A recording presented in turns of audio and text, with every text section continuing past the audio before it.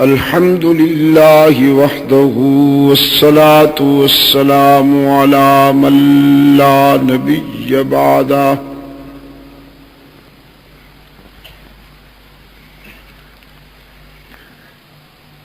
وعلى آله وأصحابه الذين أوفوا عهده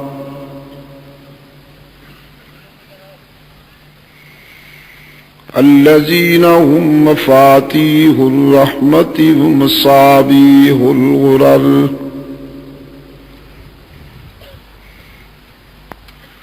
أعوذ بالله من الشيطان الرجيم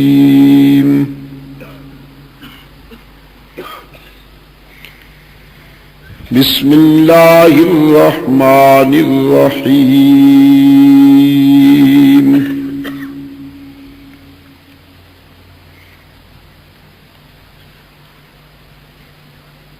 قل أفغير الله تأمروني أعبد أيها الجاهلون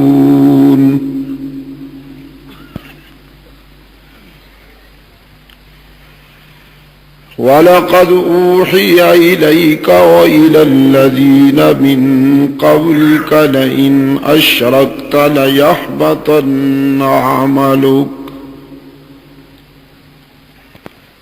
وَلَتَكُونَنَّ مِنَ الْخَاسِرِينَ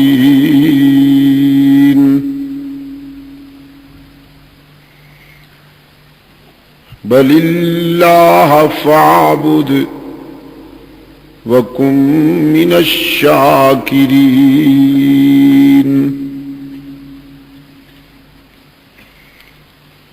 وَمَا قَدَرُوا اللَّهَ حَقَّ قدره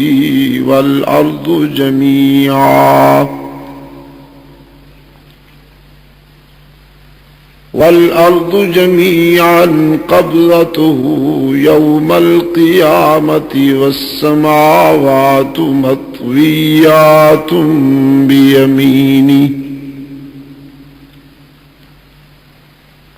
سبحانه وتعالى عما يشركون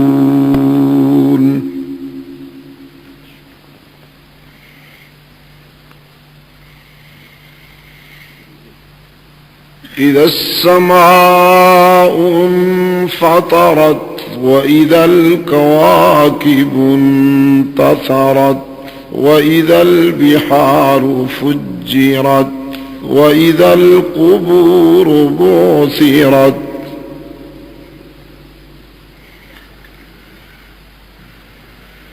وَإِذَا الْقُبُورُ بُعْثِرَتْ عَلِمَتْ نَفْسٌ مَّا قَدَّمَتْ وَأَخَّرَتْ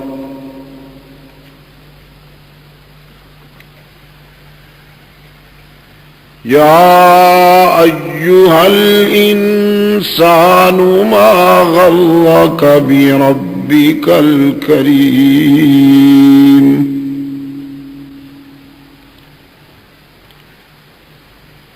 الَّذِي خَلَقَكَ فَسَوَّاكَ فَعَدَلَكَ فِي أَيِّ صُورَةٍ مَّا شَاءَ رَكَّبَكَ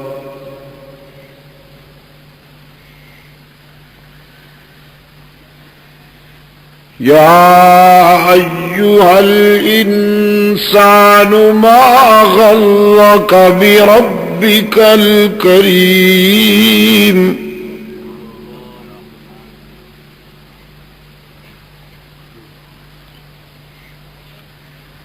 يا أيها الإنسان ما غرك بربك الكريم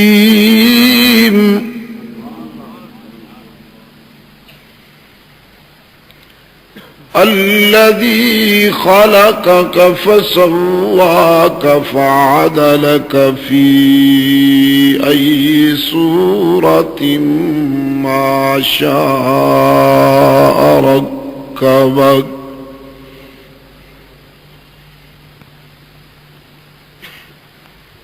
كلا بل تكذبون بالدين وإن عليكم لحافظين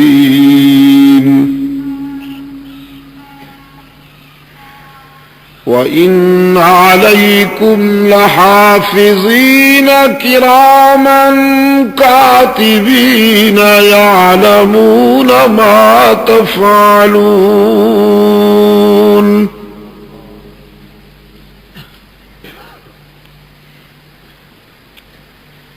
إِنَّ الْأَبْرَارَ لَفِي نَعِيمٍ وَإِنَّ الْفُجَّارَ لفي جحيم يصلونها يوم الدين وما هم عنها بغائبين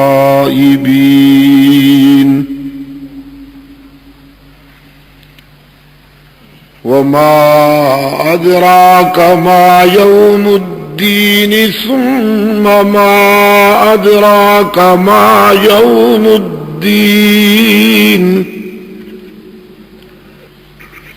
يوم لا تملك نفس لنفس شيئا والأمر يومئذ لله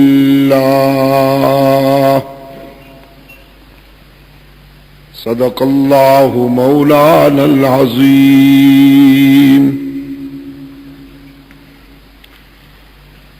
وعن معاوية بن أبي سفيان رضي الله تعالى عنهما قال قال رسول الله صلى الله عليه وسلم من يرد الله به خيرا يفقهه في الدين وصدق رسوله النبي الأمي الكريم ونحن على ذلك لمن الشاهدين والشاكرين والحمد لله رب العالمين.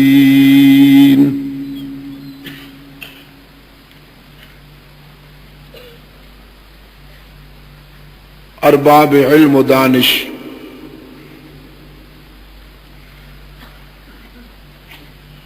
رفقائے جماعت،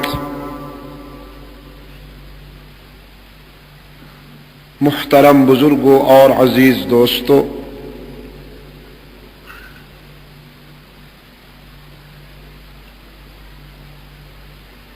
مجلس تحفظ حقوق اہل سنت و جماعت کراچی ڈویژن اور سپاہ فاروق اعظم کراچی کے زیر اہتمام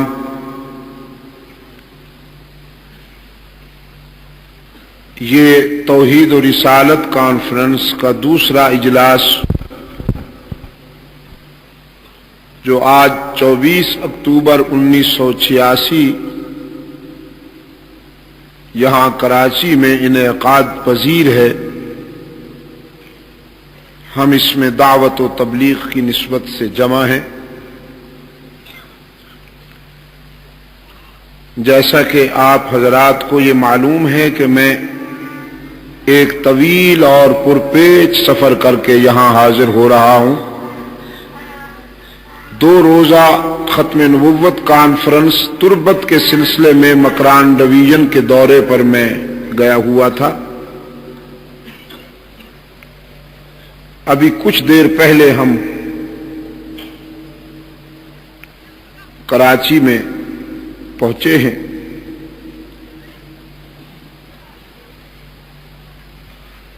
رات بھی بہت دیر تک وہاں تربت میں بیان ہوتا رہا۔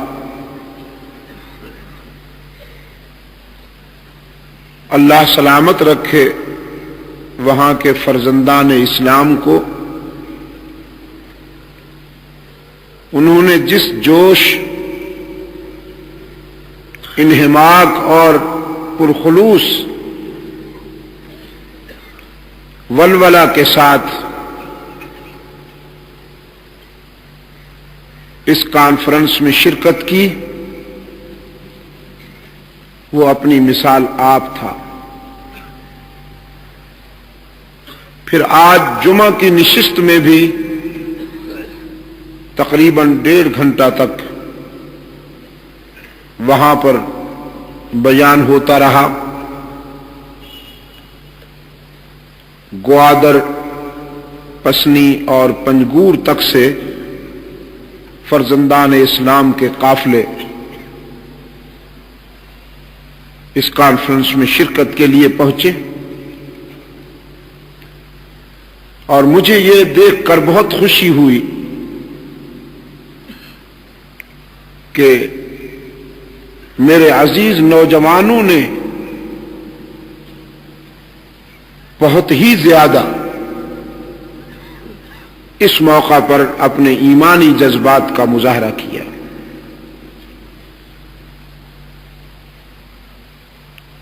اور اس تاثر کو غلط ثابت کر دیا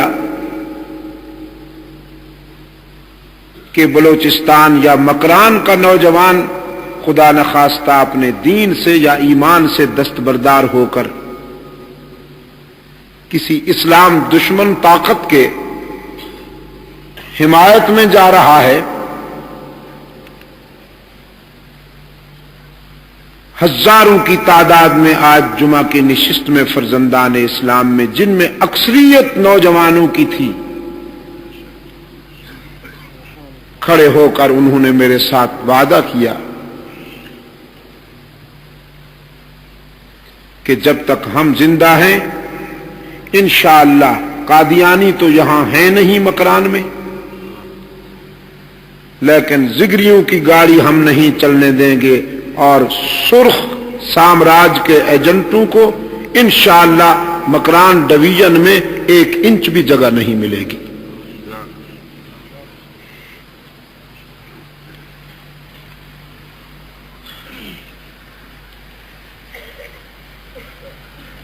سرخ سامراج کا جب ذکر ہوتا ہے تو سفید سامراج پہلے ہی ملحوظ رکھا جائے کہ اس کے خلاف تو ہماری جدوجہد جاری ہے ہی، کیونکہ ہم 40 سال سے سفید سامراج کے ہاتھوں گھائل ہو رہے ہیں۔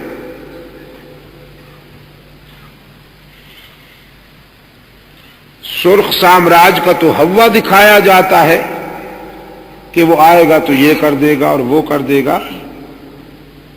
اللہ ہمیں اس کے شر سے محفوظ رکھے، عزائم جوان رکھیے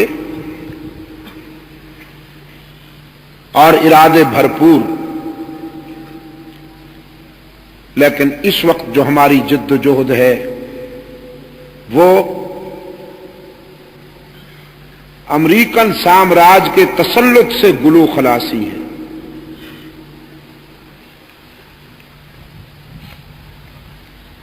اور اس کے لیے میں نے ان لوگوں کو پرعزم پایا،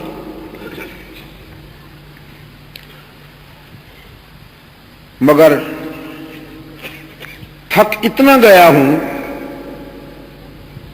انسانی نقطہ نظر سے، تو میں یقین فرمائیے خود کو اس قابل نہیں سمجھتا تھا کہ میں یہاں پہنچ جاؤں گا اور آپ کے سامنے کھڑا ہو جاؤں گا۔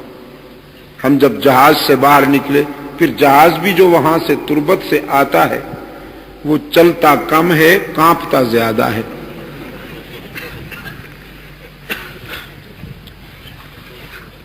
یہ جو فوکر قسم کے جہاز ہیں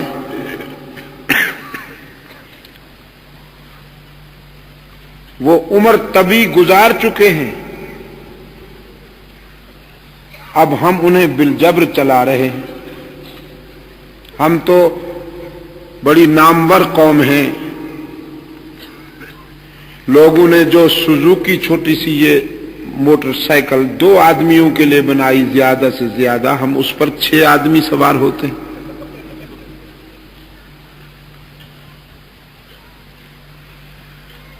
میں پچھلے دنوں وہاں چترال کے سفر پہ جب تھا، 3-4 دن پہلے، تو ہم وہاں بونی کی طرف جا رہے تھے۔ چترال سے برف پوش پہاڑ، کچا راستہ، جیپ کا جو ٹائر سائڈ پر تھا اس سے کوئی 3-4 انچ بھی زمین فارغ نہیں تھی، بالکل کنارے پہ چل رہی تھی۔ آنکھیں بند کر کے کلمہ شہادت پڑھتے ہوئے ہم چلتے رہے 4.5 گھنٹے۔ اور یہ بیچاری جیپ جو ہوتی ہے پہاڑ پر جب چلتی ہے تو یوں محسوس ہوتا ہے جیسے اونٹ کی پشت پہ چیونٹی جا رہی ہو۔ کیا حیثیت ہے اس کی۔ اور ہمارے آگے جو جیپ جا رہی تھی نوجوان، جس میں 5-6 جیپیں تھیں، ایک ایک جیپ پر 22-22 25-25 افراد سوار تھے، حالانکہ اس میں زیادہ سے زیادہ 8 آدمی بیٹھنے چاہیے۔ اس سلسلے میں تو ہم بڑے نامور لوگ ہیں۔ آپ نے دیکھا نہیں کہ کل آخر ایک فوکر نے دل ہار دیا، زمین بوس ہو گئے۔ تو یہ جو تربت سے، پسنی سے اور پنجگور سے اور گوادر سے یہ جو جہاز آتے ہیں، یہ سب اسی کیٹیگری کے جہاز ہوتے ہیں، چلتے کم ہیں اور کانپتے زیادہ ہیں۔ اور ان میں جو مسافر بیٹھتے ہیں ان کے ذہن میں یہ مصرع بار بار گونجتا ہے کہ شاید یہ تیری زندگی کا آخری سفر نہ ہو۔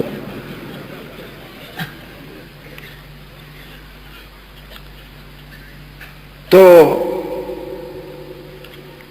وہاں وہ بھی آج چھوڑنے کو تیار تو نہیں تھے تربت کے احباب۔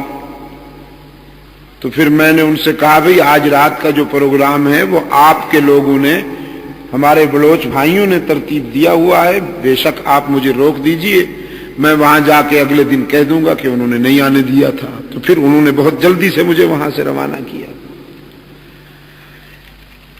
بہرحال آپ بڑے جوش اور انہماک کے ساتھ تشریف لے آئے ہیں۔ یہ محض دینی پروگرام ہے جس کا ہدف فرزندان اسلام کے عقائد و اعمال کی اصلاح کی جد و جہد ہے۔ اسی ہدف کے پیش نظر یہ پروگرام ترتیب دیے جاتے ہیں مجلس تحفظ حقوق اہل سنت و جماعت کے زیر اہتمام۔ اور وہ فتنے کے جو اسلامی عقائد پر یلغار افغن ہیں، خواہ کسی بھی عنوان سے کیوں نہ ہوں، ان فتنوں کا رد کرنا مجلس تحفظ حقوق اہل سنت و جماعت کا اہم ہدف ہے۔ منکرین ختم نبوت کا رد کرنا، منکرین عظمت صحابہ کا رد کرنا، منکرین عظمت اہل بیت کا رد کرنا، توحید میں شرک کی ملاوٹ کرنے والوں کا رد کرنا، سنتوں میں بدعات کی ملاوٹ کرنے والوں کا رد کرنا، یہ اس جد جہد کا اہم ہدف ہے۔ میرے عزیز دوستو، توحید و رسالت عنوان دیا گیا ہے اس پروگرام کو، اور میں عرض کیا کرتا ہوں کہ توحید جو ہے یہ تمام انبیاء علیہم الصلاۃ والسلام کا مشترکہ مشن ہے۔ اگر میں اسے روح کائنات کہوں تو مبالغہ نہ ہوگا۔ جس طرح کہ انسانی جسم روح کے بغیر زندہ نہیں رہ سکتا، یہ کائنات اللہ کی توحید کے بغیر باقی نہیں رہ سکتی۔ سرکار دو عالم صلی اللہ علیہ وسلم نے فرمایا، روئے زمین پر جب تک اللہ کی توحید بیان کرنے والے اور اللہ کی توحید کا اقرار کرنے والے باقی ہیں، قیامت واقع نہیں ہو۔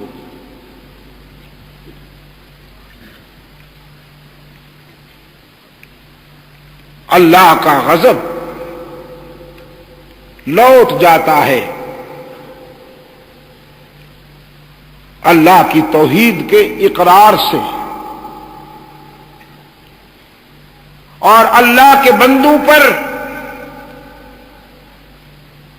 اللہ کی وحدانیت کے اعلان کو سن کر اللہ کا غضب لوٹ جاتا ہے، اس کا غصہ رحمت سے بدل جاتا ہے۔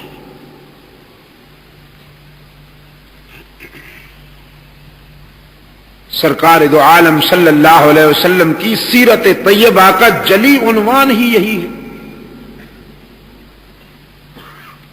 میں دعوت دیتا ہوں آپ کو، اللہ توفیق دے کہ آپ کائنات کے اس سب سے بڑے انسان کی سیرت کا مطالعہ کریں۔ سرکار دو عالم صلی اللہ علیہ وسلم کی حیات طیبہ کا آپ مطالعہ کریں۔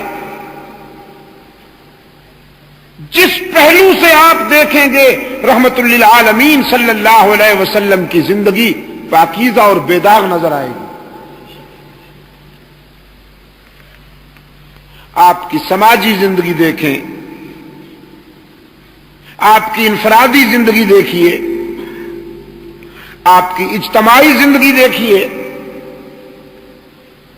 آپ بحیثیت معلم، آپ صلی اللہ علیہ وسلم بحیثیت تاجر، آپ صلی اللہ علیہ وسلم بحیثیت ایک انقلابی، آپ صلی اللہ علیہ وسلم بحیثیت ایک مبلغ، آپ صلی اللہ علیہ وسلم بحیثیت ایک شوہر، آپ صلی اللہ علیہ وسلم بحیثیت ایک باپ۔ جس زاویہ نظر سے آپ دیکھیں گے رحمت عالم صلی اللہ علیہ وسلم کی حیات طیبہ بے داغ نظر آئے گی۔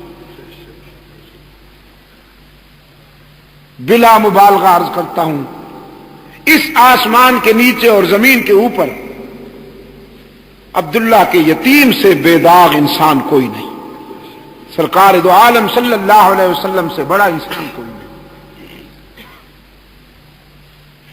لیکن پھر لوگوں نے پتھر کیوں مارے؟ آج تو یار لوگ اپنی مقبولیت کا یہ معیار قرار دیتے ہیں کہ صاحب ہمارا تو کوئی بھی مخالف نہیں، حضرت صاحب تو اتنی مقبول عام شخصیت ہیں کہ ساری دنیا حضرت صاحب کے قدم چومتی۔ یہ حضرت صاحب کی ساری دنیا اس لیے قدم چومتی ہے کہ حضرت صاحب جو ہیں وہ کتمان حق کرتے ہیں، سب کو خوش رکھتے ہیں۔ با مسلمان اللہ اللہ کرتے ہیں اور با برحمن رام رام کرتے ہیں، سب کو خوش رکھتے ہیں۔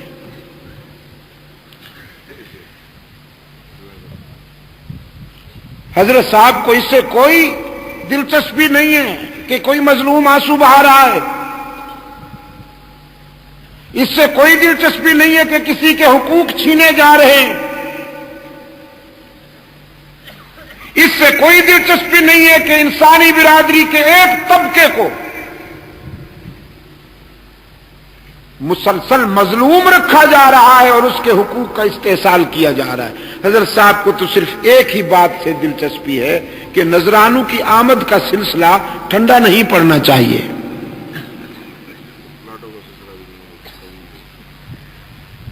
نذرانے آتے رہیں، پلاٹ ملتے رہیں،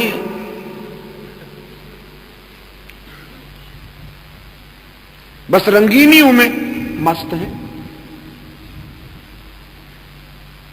اور سرکار دو عالم صلی اللہ علیہ وسلم کی اس بے داغ انسان کی زندگی یہ ہے کہ ایک لمحہ بھی جہاد سے آپ کو مبرہ نہیں ملے گا، پوری زندگی جہاد مسلسل سے عبارت ہے۔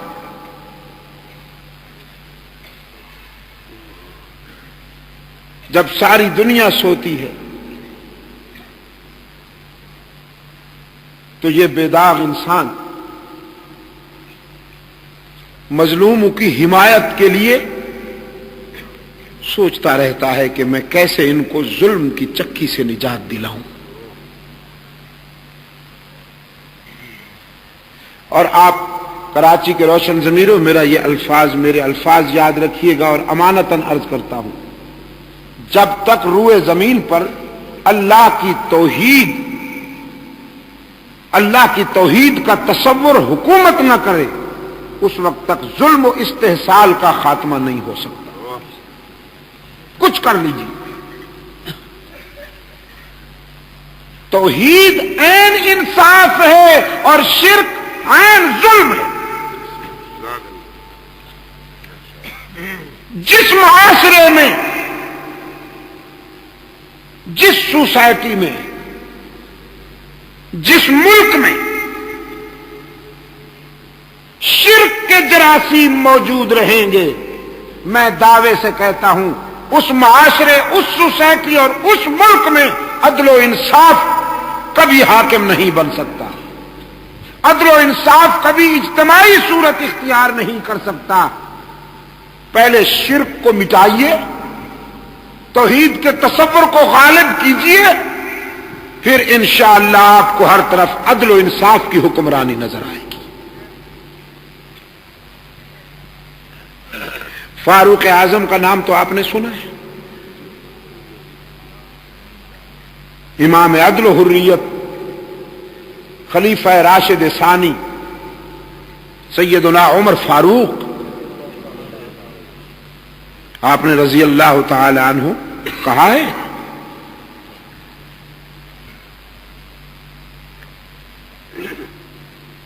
آپ نے ان کے دور میں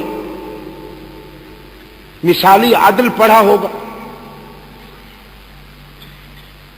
لیکن دعوت فکر دیتا ہوں فاروق اعظم رضی اللہ تعالی عنہ کے دور میں کم و بیش 25-26 لاکھ مربع میل کی سلطنت اسلامیہ میں 1 انچ پر بھی شرک نہیں تھا. دعوے سے کہتا ہوں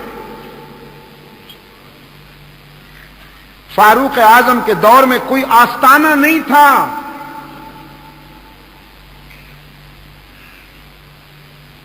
مذہب کے نام پر استحصال کرنے والے مجاور نہیں تھے،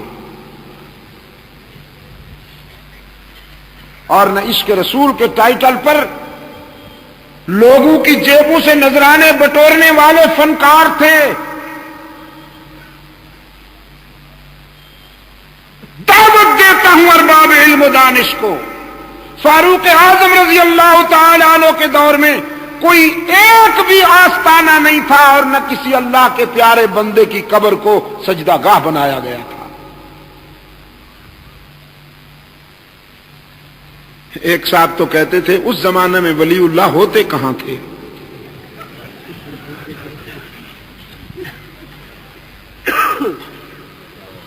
ولی اللہ تو بعد میں پیدا ہوئے. اللہ تیری شان ہے، صحابہ سے بڑا ولی اللہ ہے کوئی؟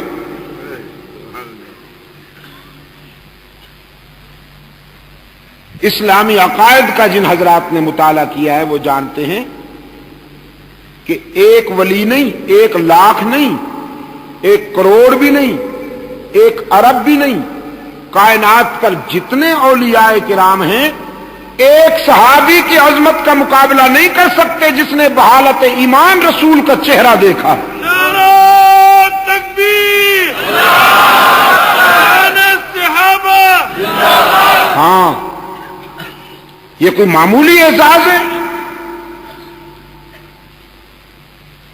جس نے بحالت ایمان اللہ کے رسول کا چہرہ دیکھا اور ایمان پر جس کا خاتمہ ہوا، اس ایک صحابی کی عظمت کا مقابلہ روئے زمین پر جتنے بھی اولیاء ہیں نہیں کر سکتے. ابو بکر، ابو بکر، عمر، عمر، عمر، عمر.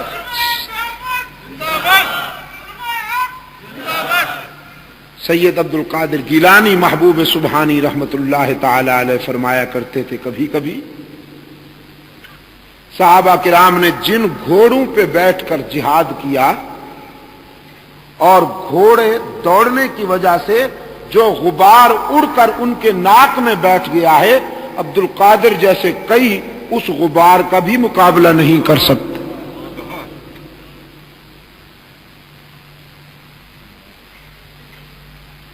اور فنکار کہتا ہے اس زمانہ میں ولی اللہ تھے کہاں کہ ان کے روزے بنتے یا ان کے آستانے بنتے، یہ تو بعد میں پیدا ہوئے.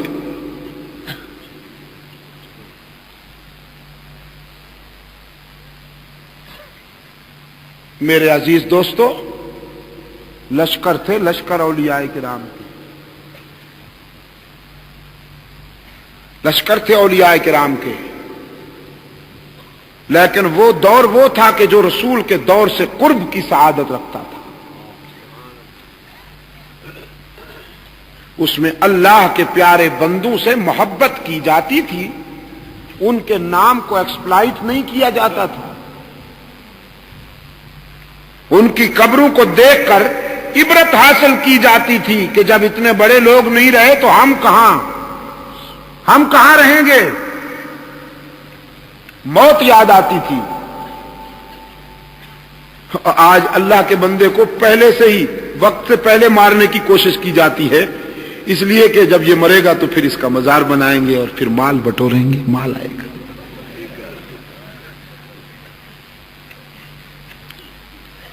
فنکاروں نے تو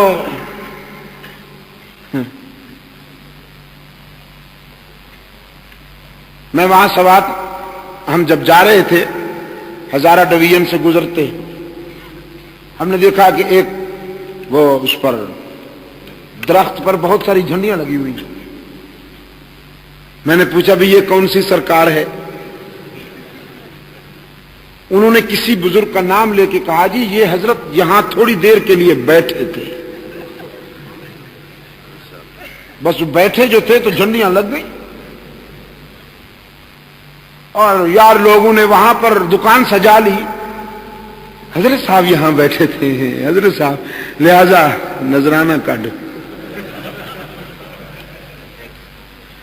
ٹیکس ادا کرتے جاؤ۔ وہاں سے جو بس گزرے، جو ٹرک گزرے، جو ویگن گزرے، جو پک اپ گزرے، وہ مجاور آگے کھڑے ہو جاتے ہیں، کارٹون بنے ہوئے کمبخت، شلوار ایک رنگ کی، کرتا دوسرے رنگ کا، ٹوپی تیسرے رنگ کی، کارٹون، مستقل کارٹون۔ اور بسوں والوں سے، ویگنوں والوں سے اس انداز میں نذرانہ مانگتے ہیں یا وہ کچھ مانگتے ہیں جیسے باپ دادے کا قرضہ وصول کر رہے ہو۔ اور اگر کوئی بیچارہ ڈرائیور صحیح العقیدہ ہو اور وہ ان کو نہ دے تو کہتے ہیں تیرا ایکسیڈنٹ ہوگا تو پھر پتہ چلے گا۔ ان کو ساری دنیا میں جو ایکسیڈنٹ ہو رہے ہیں وہ ساری تمہاری نگاہ غضب کا نتیجہ ہے۔ میں یہ بات آپ کی خدمت میں اس لیے عرض کر رہا ہوں عزیز دوستوں کہ فاروق اعظم رضی اللہ تعالیٰ عنہ کے دور کا عدل آپ نے سنا ہوگا، خوشحالی آپ نے سنی ہوگی۔ اعلان ہوا کرتا تھا سلطنت اسلامیہ میں کہ اگر کسی نے زکوٰۃ لینی ہو تو آ جائے، بیت المال میں وافر زکوٰۃ موجود ہے۔ یہ 25 لاکھ مربع میل آپ کو اندازہ ہے کہ کتنا ہوتا ہے؟ غیر منقسم ہندوستان، غیر منقسم ہندوستان بھی 25 لاکھ مربع میل سے کم ہے۔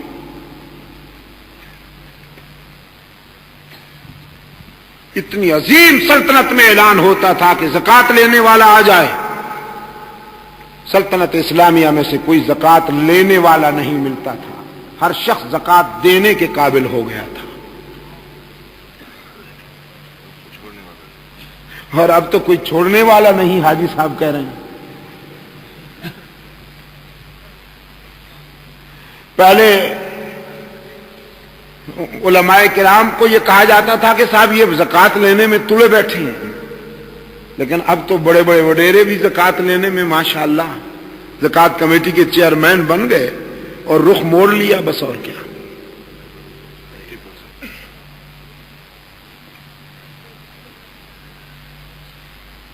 میرے عزیز دوستو، کیوں ہوا یہ خوشحالی کا آغاز؟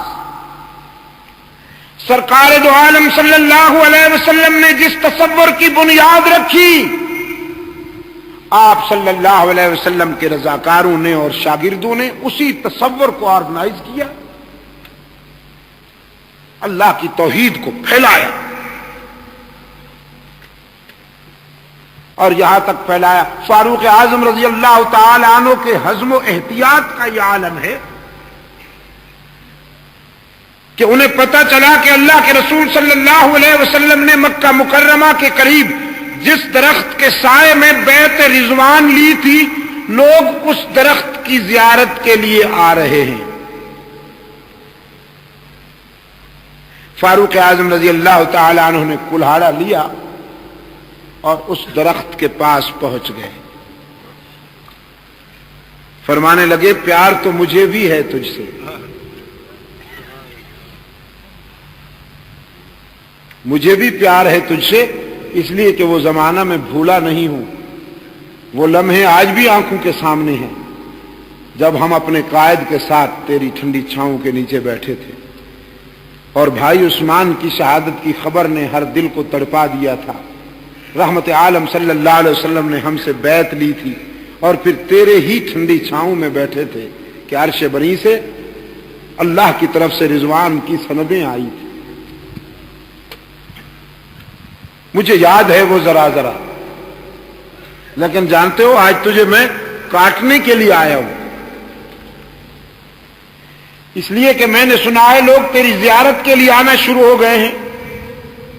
یہ کہیں سلسلہ آگے نہ بڑھے، کہیں تیری ٹہنیوں پہ جھنڈیاں نہ لہرانے لگیں اور زیارت کے لیے آنے والے کہیں تیرا سجدہ نہ شروع کر دیں. اللہ کے رسول نے جس معاشرے کو یکجائی بنایا تھا کہیں وہ پھر ہر جائی پن کی طرف نہ چلا جائے. تو بہت پیارا ہے مجھے، تو بہت عزیز ہے مجھے، لیکن انسان کی جبین سے زیادہ عزیز نہیں ہے. کہیں انسان کی جبین تیرے سامنے پھر جھکنے نہ پائے. کاٹ دیا اس درخت کو. آپ کا کیا خیال ہے؟ اچھا کیا؟ ڈھیلا جواب ہے، دیکھا آپ نے، ڈھیلا جواب ہے. اجمی ہوئے نا، آخر اجمی ہوئے نا، پھر کراچی ہوا. پھر ہاں، آپ کا کیا خیال ہے عزیز دوستو، میرے عزیز نوجوانوں؟ اچھا کیا نا. ہاں، اور یہ 2 ٹکے کے فتویٰ باز اگر اس دور میں ہوتے، فاروق اعظم پر پتہ نہیں کتنا بڑا فتویٰ لگ جاتا، اتنا بڑا وہابی. توبہ توبہ. اس درخت کو کاٹ دیا جس درخت کے نیچے حضور پاک بیٹھے تھے بادشاہ. یہ تو وہابی، وہابی کا امام ہویا. فتویٰ لگتا کہ نہ لگتا؟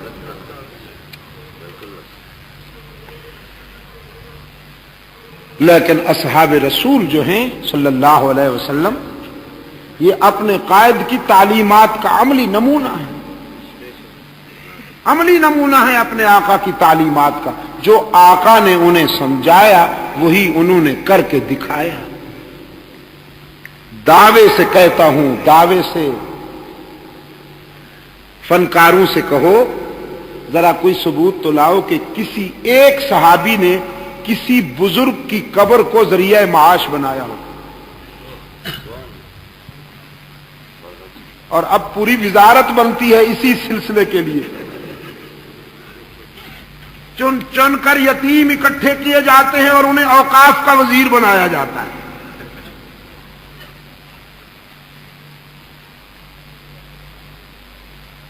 میرے عزیز دوست،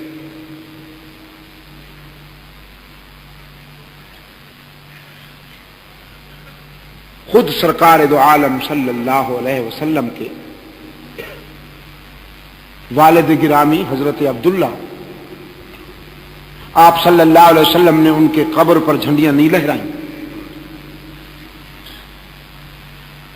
اپنے دادا حضرت ابراہیم علیہ السلام کی قبر پر جھنڈیاں نہیں لہرائی ہیں رحمت عالم صلی اللہ علیہ وسلم نے، بلکہ ان کے خلاف جہاد کیا جنہوں نے اللہ کے پیارے بندوں کے نام سے آستانے بنا رکھے تھے. یہ مکہ والے جو ہیں، کیا خیال ہے آپ کا کراچی والوں، یہ اللہ کو نہیں مانتے تھے؟ مکہ والے اللہ کو مانتے تھے، دین ابراہیمی کے نام لیوا تھے. دین ابراہیمی کے نام لیوا تھے، اپنے بچوں پر اللہ کے نام کی نسبت سے نام رکھتے تھے۔ رحمت عالم صلی اللہ علیہ وسلم کے والد گرامی کا کیا نام ہے؟ حضرت عبداللہ۔ یہ زمانہ اسلام سے پہلے رکھا گیا تھا یا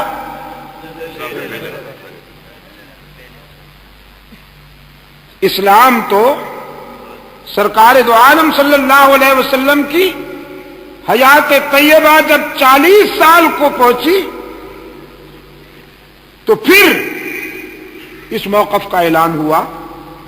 یہ تو والد کا نام ہے، حضور کے والد کا نام ہے عبداللہ۔ اللہ کو مانتے تھے نا مکہ والے، اللہ کو مانتے تھے، بیت اللہ کا طواف کرتے تھے،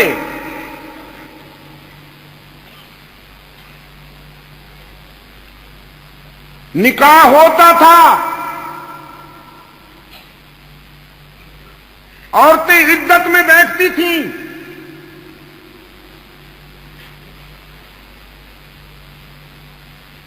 لیکن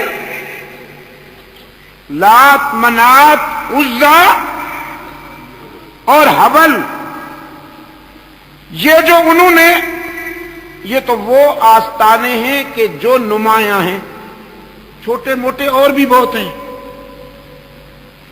چھوٹے موٹے اور بھی بہت ہیں، وہ بنا رکھے تھے۔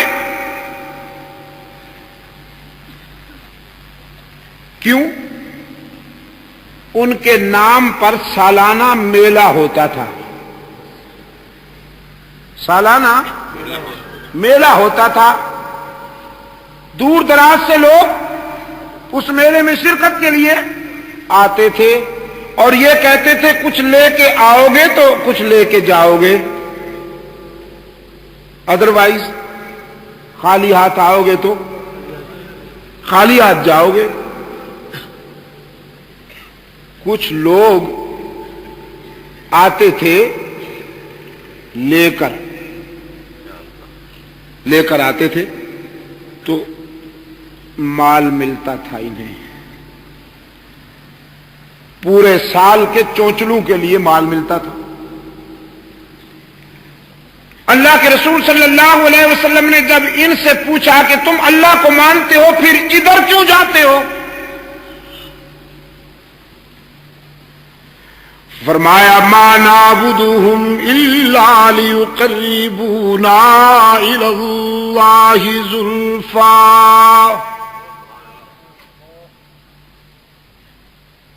ما نعبدهم، ہم انہیں نہیں عبادت کرتے ان کی، ہم ان کے سامنے نہیں سر جھکاتے مگر اس تصور میں کہ یہ اللہ کے پیارے ہیں، لِيُقَرِّبُونَا إِلَى اللَّهِ زُلْفَىٰ، یہ اللہ کے پیارے ہیں، ہم گناہگار ہیں، ہماری سنتا نہیں، ان کی ٹھکراتا نہیں، ہماری ان کے آگے ان کی، اللہ کے آگے ہماری سنتا نہیں، ان کی ٹھکراتا نہیں۔ کتنا پرانا فارمولہ ہے، کتنا پرانا فارمولہ ہے کراچی کے روشن ضمیروں، صدیوں پرانا۔ آج بھی مذہب کے نام پر استحصال کرنے والے جبہ پوش یہی کہتے ہیں نا، تم اور خدا سے رابطہ، چہرہ تو دیکھو اپنا، تمہاری نہیں سنتا، اللہ سے بات منوانی ہے تو ہماری خدمات حاصل ہیں۔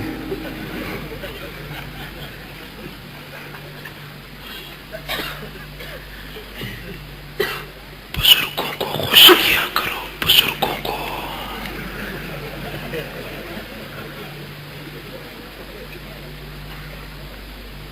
بزرگوں کو خوش کیا کرو.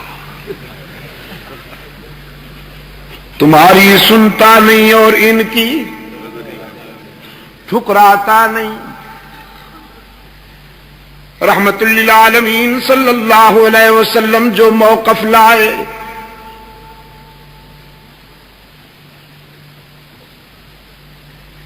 حبیب کبریا صلی اللہ علیہ وسلم نے فرمایا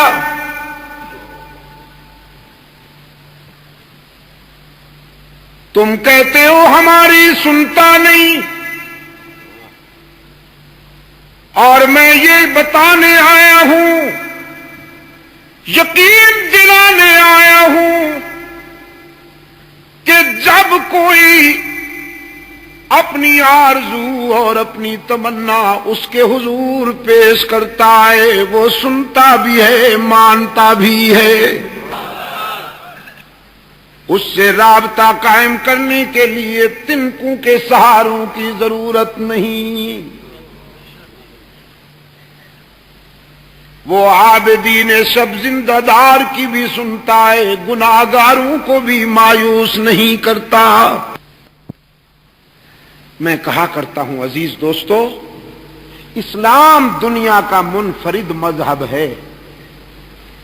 صرف اسلام دنیا کا منفرد مذہب ہے جو انسان کو کسی حال میں مایوس نہیں کرتا، خودکشی نہیں کرنے دیتا. اسلام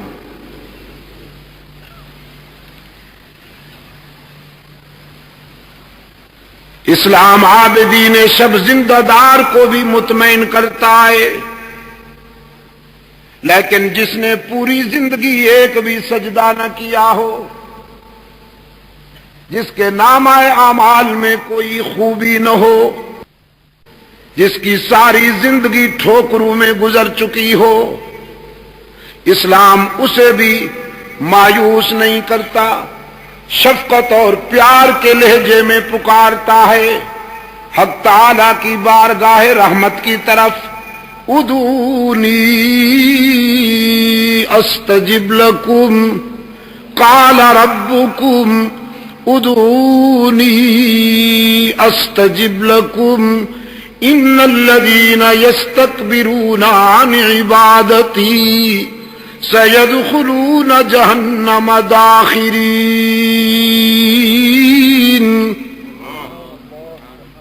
ادھر ادھر کہاں بھٹکتے ہو؟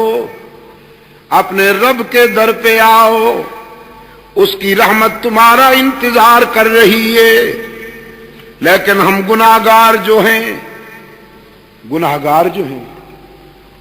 ہمارا سٹائل دوسرا، ہماری زندگی اور اس کے در پہ دامن پھیلانے کے لیے تو مخصوص انداز چاہیے ہوگا. قرآن کہتا ہے بالکل نہیں، اس کے در پہ کوئی بھی آ جائے وہ رب العالمین ہے، کوئی رب المسلمین تو نہیں ہے، صرف رب الاولیاء والمتقین تو نہیں ہے، صرف وہ رب العالمین ہے.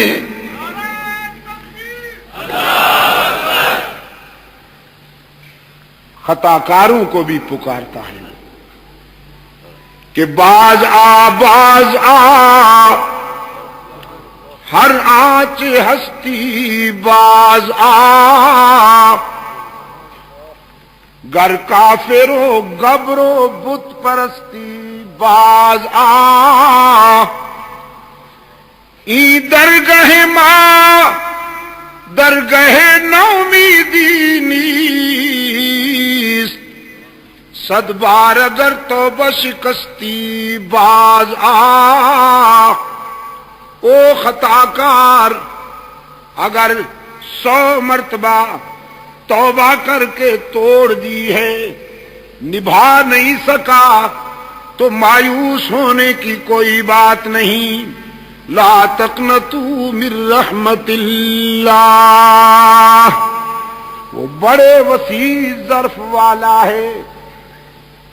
تو اپنی خطاؤں کی طرف دیکھ کر مایوس نہ ہو، اس کی رحمت کی وسعت پہ نگاہ کر 100 مرتبہ توبہ کر کے توڑ دی، نبھا نہیں سکا تو ایک بار پھر اس کے در پہ آ کے دیکھ، جبین نیاز جھکا کے دیکھ، طلب کا دامن پھیلا کے دیکھ، ندامت کے اشک بہا کے دیکھ، اس کے لطف و کرم کو آزما کے دیکھ، تیرے آنے میں دیر ہے، اس کے راضی ہونے میں دیر نہیں ہوگی۔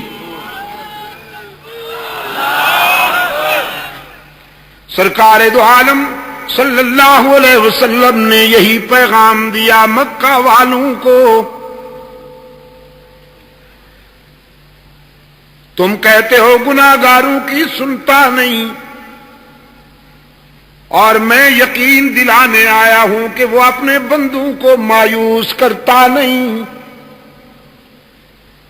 ہاں،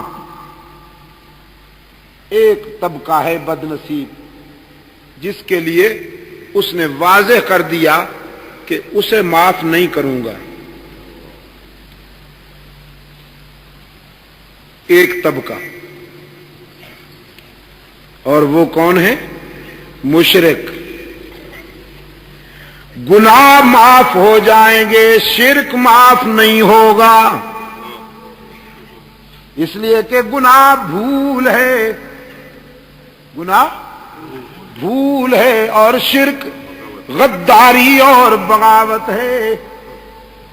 اگر کوئی بھول جائے تو اسے معاف کیا جا سکتا ہے، غداروں کو تم نہیں معاف کرتے تو وہ کیسے معاف کرے گا؟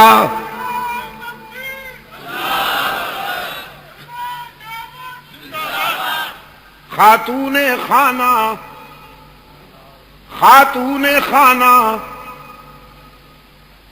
اگر سالن میں نمک زیادہ ڈال دے تو معاف ہو سکتا ہے کہ نہیں؟ توبہ، آہستہ آہستہ جواب دیا، توبہ توبہ توبہ توبہ۔ آپ کے بچوں کی خدمت کرتی ہے وہ بیچاری، سارا دن کچن میں رہتی ہے، آپ دوستوں کے ساتھ گپیں ہانکتے ہیں اور وہ بیچاری دھوئیں میں، آگ میں، کچن میں آپ کے گھر کی خدمت کرتی ہے۔ اگر نمک زیادہ پڑ گیا ہے تو معاف کرنے کو جی نہیں چاہتا؟ کتنا آہستہ جواب دیا، کر دیں گے، سوچیں گے۔ توبہ توبہ توبہ توبہ۔ اور راز کی بات کہہ دوں، کھانا پکانے کی ذمہ داری اس پر نہیں ہے۔ اسلام دین فطرت ہے، استحصال کی کوئی گنجائش نہیں۔ آپ کی زندگی کے ساتھ جو خاتون رفاقت کرتی ہے نکاح کے بندھن میں آ کر، اسلام نے اس کو پابند نہیں کیا کہ تو نے کھانا بھی پکانا ہے۔ اگر وہ کہے کہ طبیعت ٹھیک نہیں اور میں کھانا نہیں بنا سکتی، آپ مجبور نہیں کر سکتے۔ اسلام کہتا ہے خادمہ کا انتظام کیجیے۔ یہاں تک کہ اسلام کسی عورت کو اس کے لیے بھی مجبور نہیں کرتا کہ وہ آپ کے بچے کو دودھ پلائے۔ جی ہاں، اگر وہ کہے کہ میں نہیں پلاتی ہوں تو آپ مجبور نہیں کر سکتے۔ یہ تو اس کا احسان سمجھیے کہ وہ بیچاری صبح سے شام تک آپ کے کچن کو آباد کرتی ہے، اور ذرا نمک زیادہ پڑ گیا اور عبد المجید ندیم شاہ صاحب نے پوچھ لیا، ہاں سوچیں گے، آہستہ آہستہ جواب دیتے ہیں۔ نمک زیادہ پڑ جائے معاف ہو سکتا ہے کہ نہیں ہو سکتا؟ جزاکم اللہ، شکر گزار ہوں۔ مرچیں زیادہ پڑ جائیں معاف ہو سکتا ہے نا؟ ہو سکتا ہے، ہو سکتا ہے۔ آپ کا نیا کوٹ استری کرتے ہوئے جلا ڈالے معاف ہو سکتا ہے کہ نہیں؟ ہو سکتا ہے. انسان جو ہوا غلطی ہو سکتی ہے نا؟ ہو سکتی ہے. انسان جو ہوا.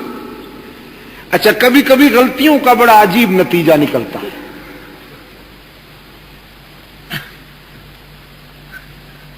سلطان ابراہیم ابن ادہم بہت بڑا بادشاہ تھا. بڑے خدم و حشم رکھتا تھا. شاہی تمطراق اور آن بان تھی. محل میں جو خادمہ اس کا بستر بچھاتی تھی ایک دن بستر بچھاتے بچھاتے سو گئی. شاہی بستر کی نرمی اور گداز محسوس ہوا تو پتھر پہ لیٹنے والے جسم کو نیند آ گئی شاہی بستر پر. ابراہیم ابن ادہم آیا. بڑا متکبر بادشاہ تھا. اس نے اپنے بستر پہ لونڈی کو اور جھاڑو دینے والی صفائی کرنے والی خادمہ کو سوتے ہوئے دیکھا تو فرط غضب میں جو چابک ہاتھ میں تھا اٹھا کے 4-5 جڑ دی. وہ ہڑبڑا کے اٹھ بیٹھی. پہلے روئی پھر ہنس دی. ہنس دی تو ابن ادہم نے پوچھا کہ ہنسنا سمجھ میں نہیں آیا؟ رونا تو سمجھ گیا ہوں. چابک مارے ہیں میں نے. ہنستی کیوں ہو؟ وہ کنیز کہنے لگی روئی تو اس لیے ہوں کہ تیرے چابک نے میری چمڑی ادھیڑ ڈالی ہے. بالکل ٹھیک ہے اس نے رلایا ہے مجھے لیکن ہنس اس لیے رہی ہوں کہ میں یہاں 4-5 لمحے بستر پہ سوئی ہوں. مجھے تو اس کی سزا نقد 4-5 چابک مل گئی ہے. جو ساری زندگی سو رہا ہے پتہ نہیں اس کو کتنی مار پڑے گی.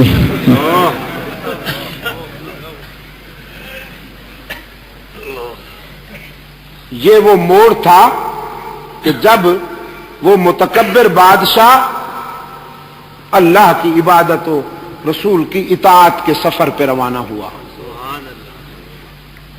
اللہ کہا اور گر گیا. لگا نا جھٹکا. رات بھر روتا رہا. صبح ہوئی اپنے مشیروں وزیروں کو بلا کر کہنے لگا سنبھالو یہ سلطنت اور تاج و تخت. مجھے تو لونڈی کی بات سے زندگی کی حقیقت سمجھ میں آ گئی کہ ہم تو شراب میں اور دھوکے میں جی رہے ہیں. اب بقیہ زندگی اس کو راضی کرنے میں گزاروں گا. کبھی کبھی یہ غلطیاں بھی بڑے عجیب انجام کی طرف لے جاتی ہیں. مگر انسان جو ہوا غلطی ہو سکتی ہے اور معاف کی جا سکتی ہے. نمک زیادہ پڑ گیا کھانے میں معاف ہو سکتا ہے. کپڑے جلا ڈالے معاف ہو سکتے ہیں. نیا واٹر سیٹ توڑ ڈالا معاف ہو سکتا ہے. ٹی سیٹ توڑ ڈالا معاف ہو سکتا ہے. لیکن اگر اس نے آپ کی عزت و آبرو میں آپ کے بھائی کو شریک بنا لیا معاف ہو سکتا ہے. یہ جواب تو بڑا اونچا دیا. غیرت مند ہے نا ماشاءاللہ. اگر آپ کی عزت و آبرو کے حق میں وہ آپ کے کسی دوست کو شریک بنا لے تو معاف ہو سکتا ہے؟ نہیں ہو سکتا. وہ کہے کہ میں نے کوئی تیرے دشمن کے ساتھ تو تعلق نہیں قائم کیا, تیرے پیارے کے ساتھ کیا ہے. یہ دلیل سنی جائے گی اس کی؟ نہیں سنی جائے. اڑا دیا جائے گا, اڑا دیا جائے گا. حق تعالی نے بھی فرمایا خطائیں معاف کر دوں گا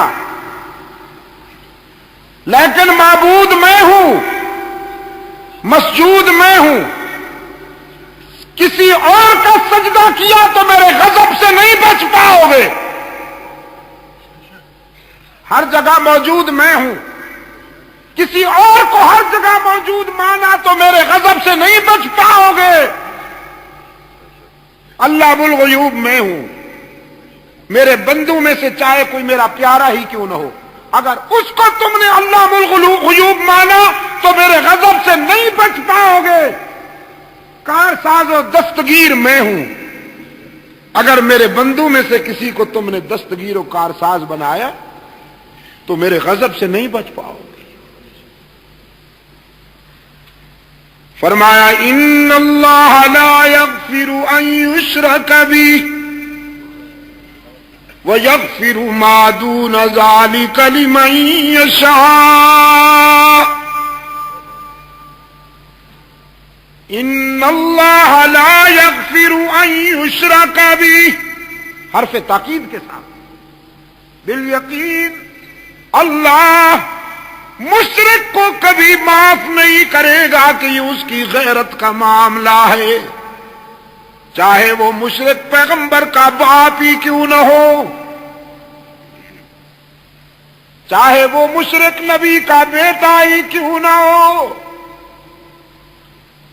نبی کا بیٹا اور نبی بھی وہ جس نے کم و بیش 950 سال اللہ کی توحید بیان کی ہے، کانٹوں پہ چل کر، 11ویاں کھا کر نہیں، پتھر کھا کر، مال کھا کر نہیں، مار کھا کر اللہ کی توحید بیان کی۔ کتنا عرصہ؟ جی 9 مہینے نہیں، نہ 9 ہفتے، نہ 9 سال، 950 سال، 950 سال۔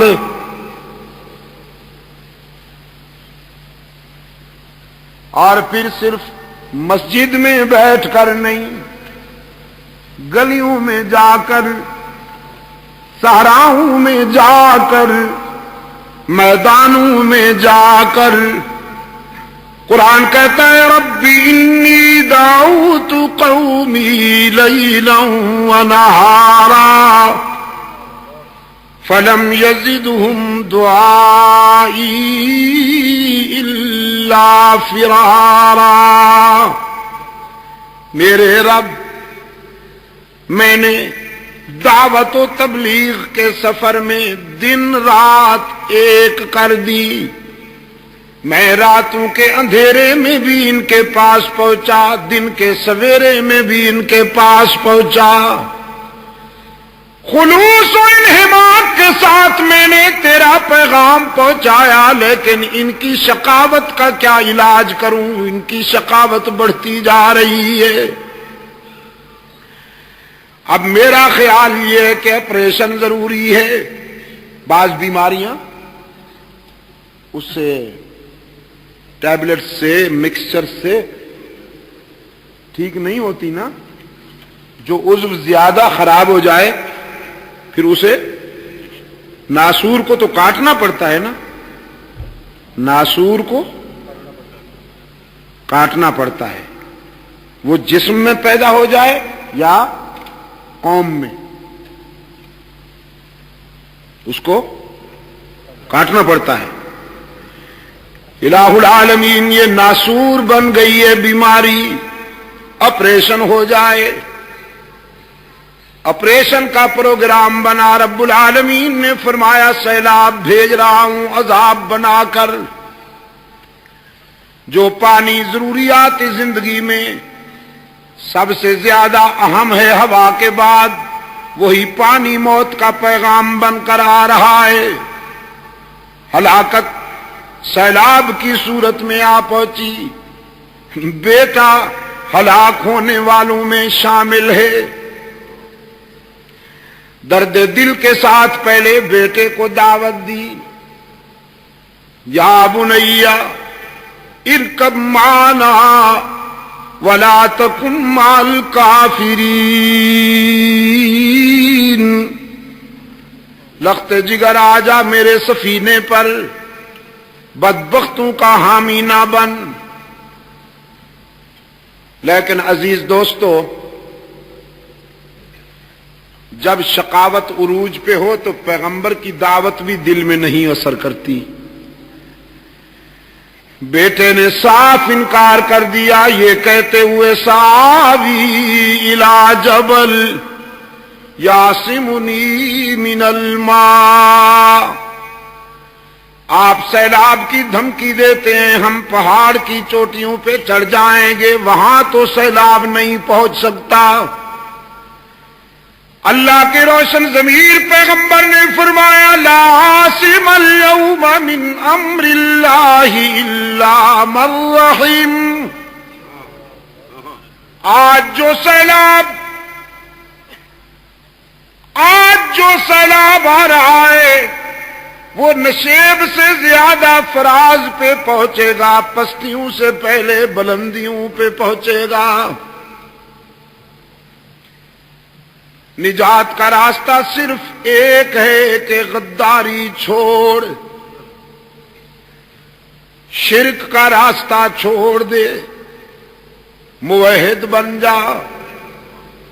ادھر سے اصرار جاری، ادھر سے انکار جاری۔ قرآن کہتا ہے وحال بینہم الموج فکان من المغرقین، ایک موج ہلاکت کا پیغام بن کر آئی اور پیغمبر کے بیٹے کو اپنی آغوش میں لے لیا۔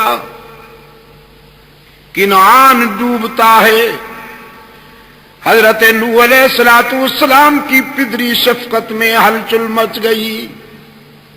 قرآن کہتا ہے نادا نوح ربہ قال رب ان ابنی من اہلی وان وعدک الحق وانت احکم الحاکمین۔ انتہائی عاجزی، رقت اور تواضع کے ساتھ التجا کرتے ہیں، میرے معبود تو نے وعدہ کیا تھا کہ میری اہل میں سے کسی کو ہلاک نہیں کرے گا، تو بیٹا ہلاک ہو رہا ہے، تو احکم الحاکمین ہے، یہ کیا دیکھ رہا ہوں۔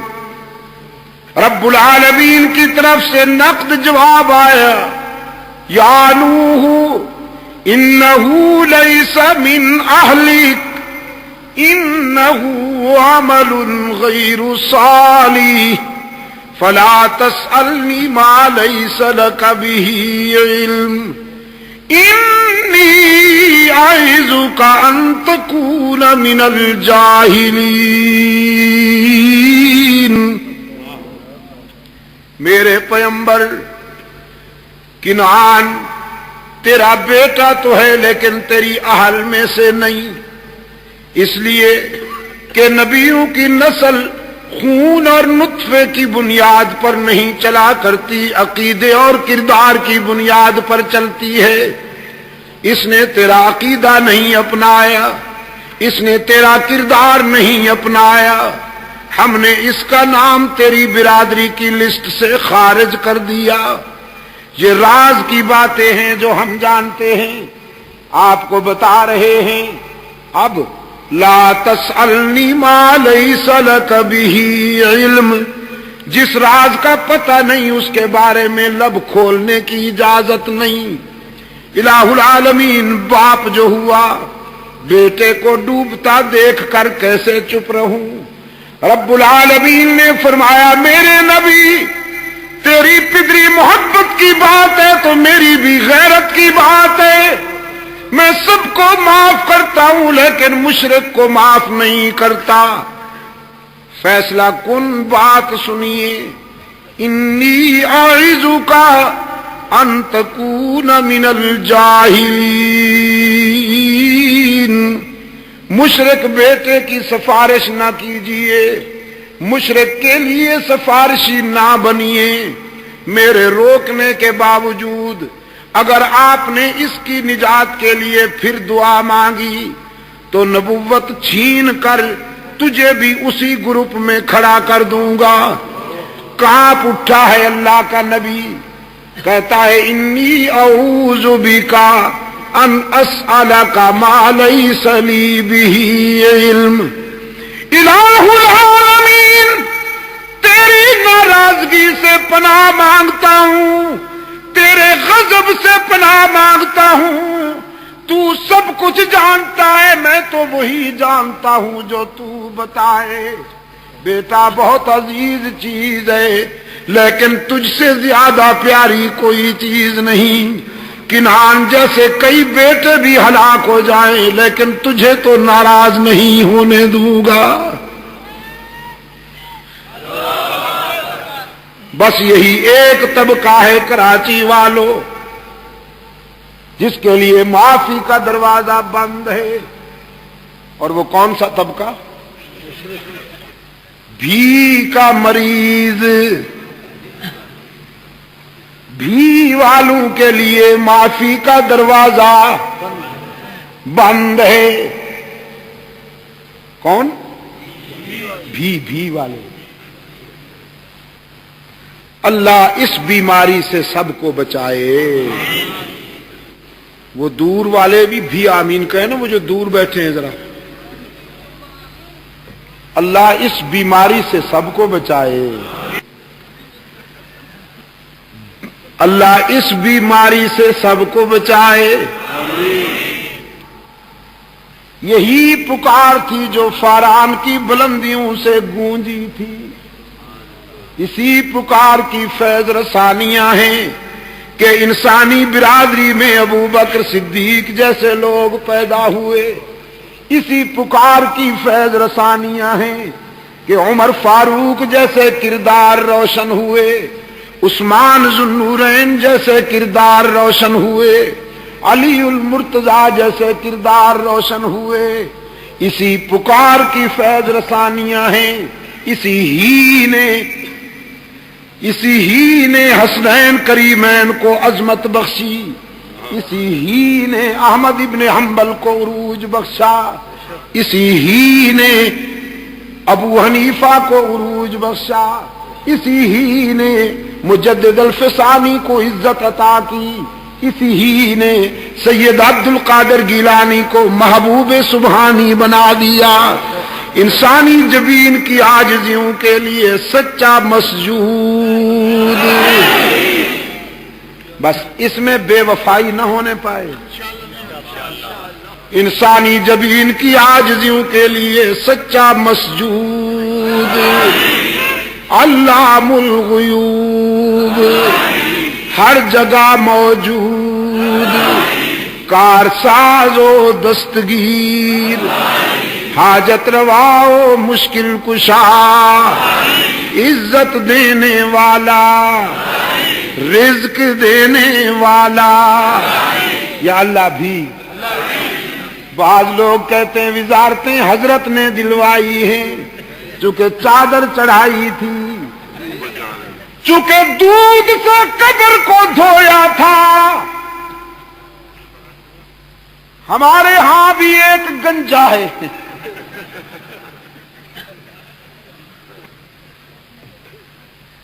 اس کا بیان آیا تھا پنجاب کے اخبارات میں، میں تو بڑا گناہگار ہوں، بس مجھے جو کچھ بھی ملا ہے حضرت داتا گنج بخش کے کرم سے ملا۔ اب کھسک رہی ہے کرسی، کھسک رہی ہے نیچے سے، بہت سے جا چکے، باقی جو ہیں تیار بیٹھے ہیں۔ سب کچھ اسی کے اختیار میں ہے دوستو۔ ملازمت ہم کرتے ہیں، رزق کون دیتا ہے؟ تجارت ہم کرتے ہیں، رزق کون دیتا ہے؟ زراعت ہم کرتے ہیں، رزق کون دیتا ہے؟ محنت ہم کرتے ہیں، رزق دینے والا کون؟ بس اس عہد کو پورا کیجیے، باقی سب کچھ معاف ہو سکتا ہے۔ اس کی رحمت سے، رحمت عالم صلی اللہ علیہ وسلم کی شفاعت سے، سرکار دو عالم صلی اللہ علیہ وسلم نے فرمایا پکارو اسی کو دامن پھیلاؤ اسی کے آگے سب کچھ ملے گا. رب سے رابطہ قائم کرنے کے لیے تنکوں کے سہاروں کی ضرورت نہیں. مجاور بس اسی کو نہیں برداشت کر سکتے. مجاوروں کے لیے تو یہ پیغام اجل تھا. کہنے لگے تو آپ ہماری انکم کلوز کرنا چاہتے ہیں گویا. ہم یہ جو آستانے چھوڑ دیں تو پھر بھوکے مریں, پھر فیکٹریوں میں کام کریں, آمدنی بند, نذرانے بند, یہ کنوارے مرغے جو آ جاتے ہیں روزانہ بند.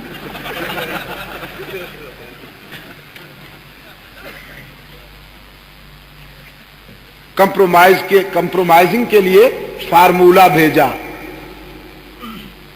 بھیجا. دیکھو جیو اور جینے دو کی پالیسی پہ عمل ہونا چاہیے. آپ کچھ نرم ہو جائیے, کچھ ہم نرم ہوتے ہیں, پھر آپ جو چاہیں ہم سے منوائیں, بس تھوڑی سی ہماری بزنس چلنے دیجئے, یہ سلسلہ چلنے دیجئے, نذرانے آنے دیجئے. اب ساتا ہے, جمعراتا ہے, 40واں ہے, کوئی مرے صحیح. حضرت صاحب کی انکم شروع.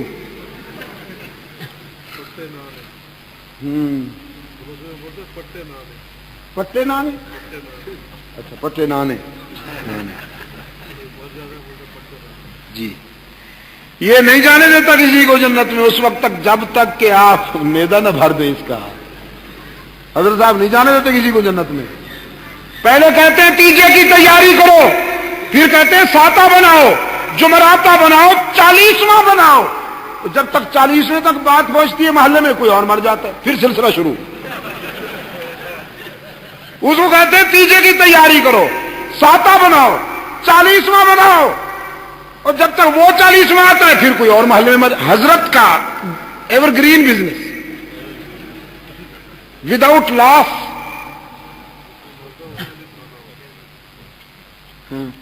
جس بیچارے کا کوئی مر جاتا ہے حضرت صاحب اسی کی جیب کاٹتے ہیں. یا اللہ یا اللہ. حالانکہ اسلام کہتا ہے ہمدردی میں اس کے گھر 3 دن تک کھانا پہنچاؤ, اس لیے کہ وہ تو غمزدہ ہے, اس کا والد فوت ہو گیا, اس کا چچا فوت ہو گیا, اس کا بھائی فوت ہو گیا, وہ تو غمزدہ ہے. تو محلے والوں کو چاہیے کہ از راہ اخوت, از راہ انسانی ہمدردی اس کے گھر میں کھانا پہنچائیں. حضرت صاحب کہتے ہیں سب سے زیادہ غمزدہ میں آپ ہوں. بس مجھے ہی سب کچھ پہنچاؤ. یہی تو ہے اس کا رنگیلا دین جو صرف یہاں اس نے بنا رکھا ہے. عرب میں نہیں ہے نا یہ باتیں. سعودی عربیہ میں اللہ آپ کو لے جائے, دیکھنا ذرا, نہ جھنڈی ملے گی, نہ آستانہ ملے گا, نہ لمب زلفہ مجاور نظر آئے گا کوئی, ہاں نہ کچھ نہیں. یہاں میرے دوستوں نے بتایا کہ کوئی وہ ایک فوٹو بیچا گیا ہے پچھلے دنوں کراچی میں, پگڑی کا. وہ پگڑی کیا ہے, ایک مستقل وہ ہے ہیلمٹ, جزاک اللہ, ایک مستقل ہیلمٹ ہے, اتنی بڑی ہے.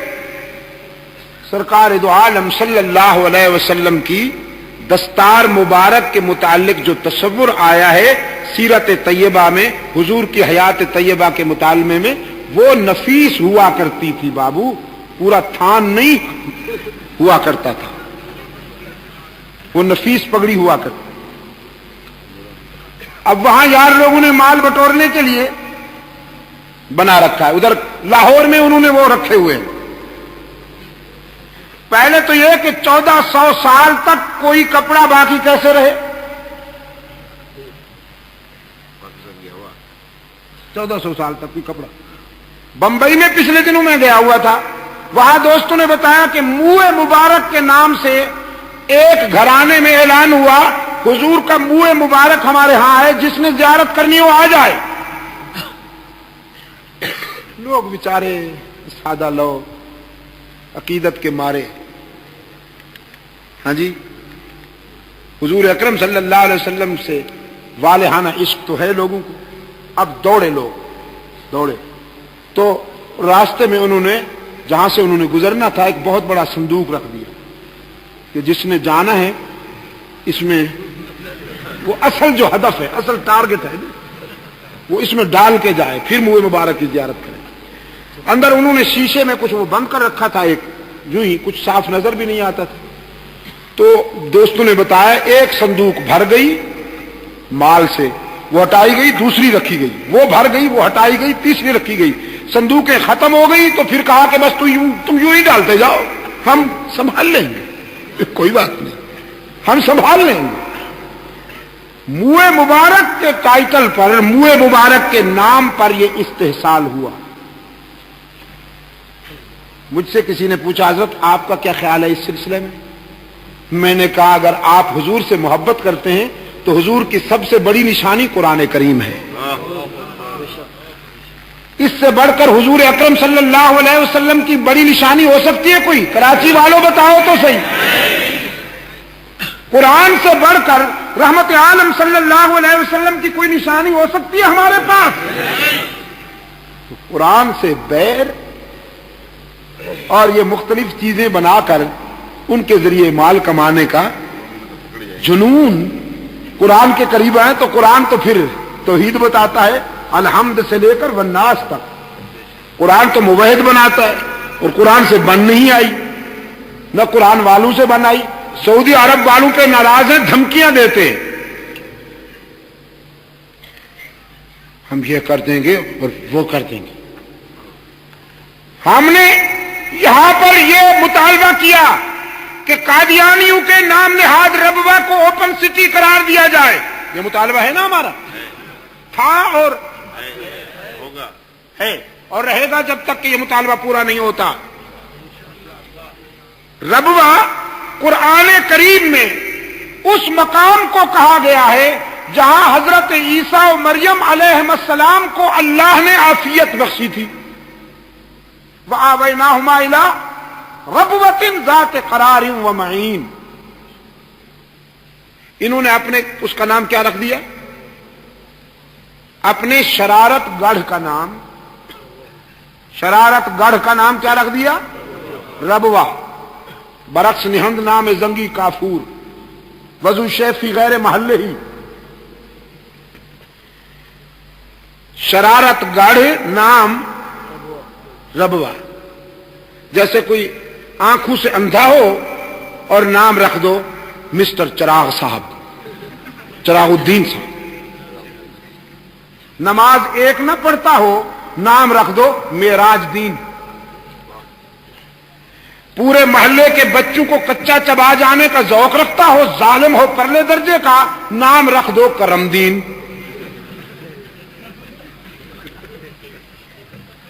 کوئی کرم دین بیٹھا ہے تو ناراض نہ ہو جائے میں ایک بات کر رہا ہوں. وہ شرارتوں کا عالمی مرکز جس طرح کے اسرائیل کا تل ابیب ہے اسی طرح پر برے صغیر میں قادیانیوں کا یہ مرکز ہے جہاں عالم اسلام کے خلاف عالمی سازشیں تیار ہوتی ہیں. مسلمانوں کے سیاسی انہدام کے لیے انحطاط کے لیے پروگرام ترتیب دیے جاتے ہیں. کہاں اسے ربوہ کہا جا سکتا ہے؟ وہ تو کفر گڑھ ہے شرارت گڑھ ہے لعنت گڑھ ہے. جہاں قادیانی رہتے ہیں وہاں اللہ کی لعنت برستی ہے یا رحمت برستی ہے؟ وہاں لعنت برستی ہے. لیکن نام کیا رکھا ہے اس کا؟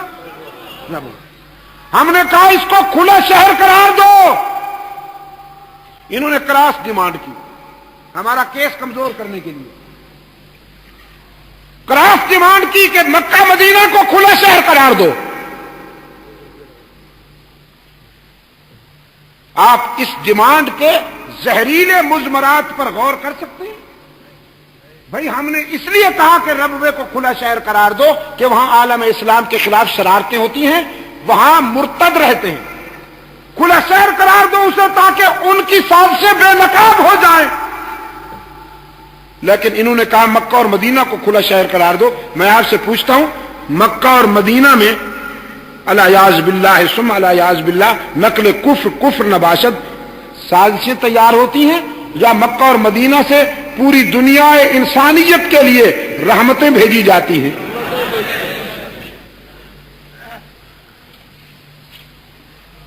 نمازیں ان کی نہیں ہوتی مسجد نبوی کے امام کے پیچھے، نمازیں ان کی نہیں ہوتی حرم کے امام کے پیچھے، اور ہیں عاشق. تو ایسے عاشقوں کا داخلہ بند، داخلہ بند. اور میں نے اس دن کہا تھا نیازی چوک میں کہ اس عاشق کو ڈوب مرنا چاہیے جسے معشوق اپنی گلی سے ہی نکال دے.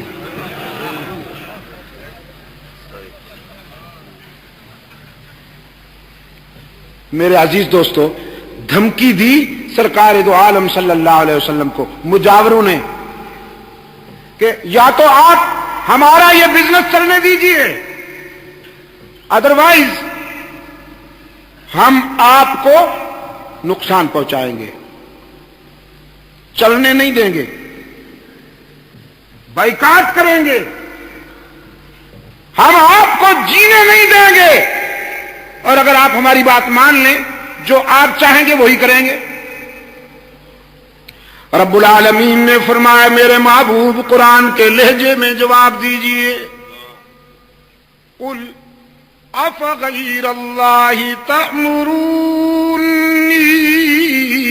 اعبد ایھا الجاہلون.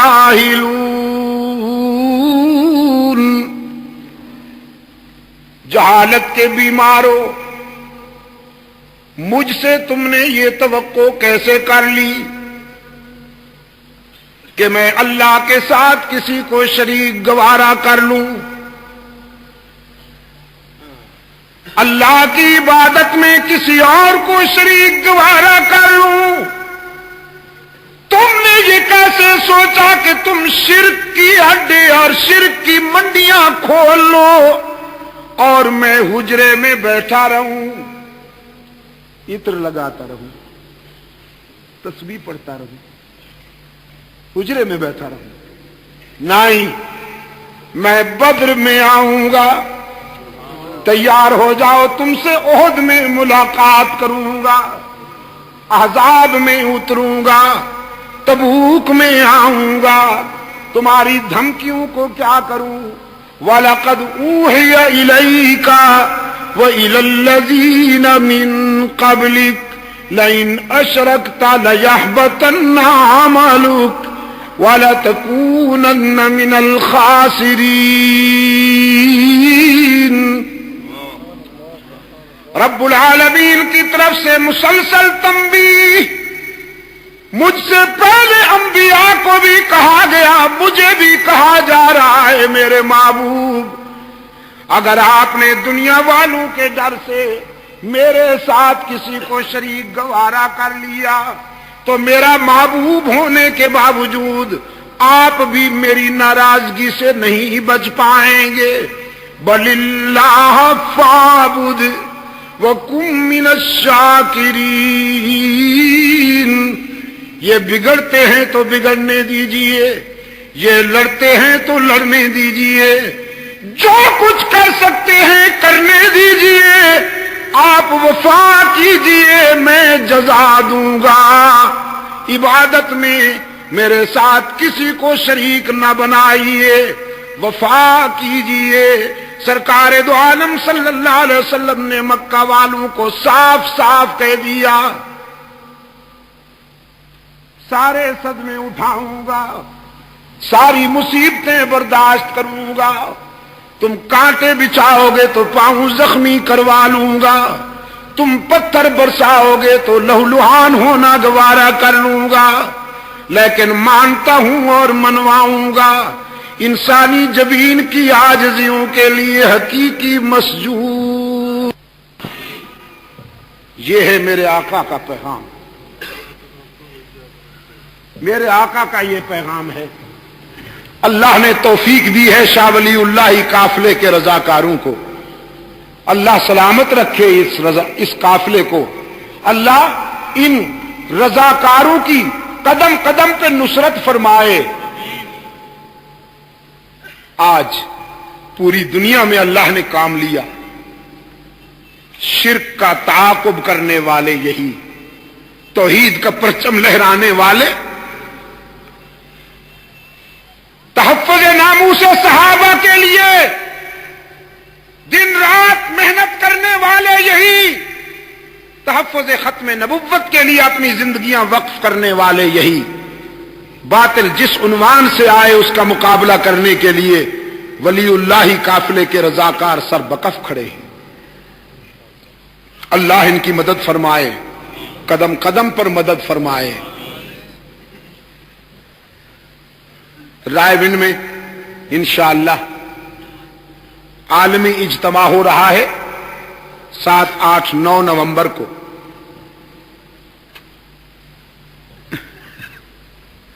جیسے حضور اکرم صلی اللہ علیہ وسلم کے مقابلے میں مرزا صاحب آئے کہ میں بھی نبی ہوں، مرزا صاحب کو شوق ہوا کہ مجھے بھی نبی مانو،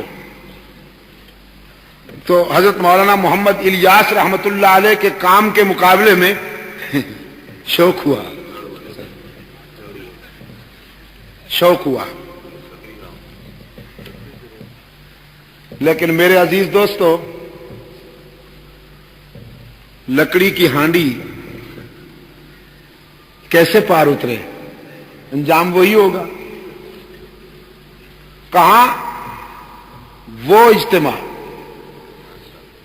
جس میں پوری دنیا سے فرزندان اسلام کھچ کھچ کر آتے ہیں، اخلاص کی بنیاد پر دعوت و تبلیغ کا جذبہ لے کر پوری دنیا سے۔ گزشتہ سال میں ماریشس اور فرانس کے دورے پہ تھا، وہاں سے ہم آئے تھے اجتماع کے لیے، تو میرے ساتھ 22 افراد کا قافلہ ساتھ آیا تھا اس اجتماع میں شرکت کے لیے، فرانس سے وایا ماریشس اور بمبئی، پوری دنیا سے اللہ کے فضل و کرم کے ساتھ وہاں فرزندان اسلام جمع ہوتے ہیں اور عالم اسلام کی سربلندی کے لیے دعائیں مانگتے ہیں۔ میرے عزیز دوستو، اجالوں کا یہ سلسلہ قائم رہنا چاہیے، شرک و بدعات کا تعاقب جاری رہنا چاہیے،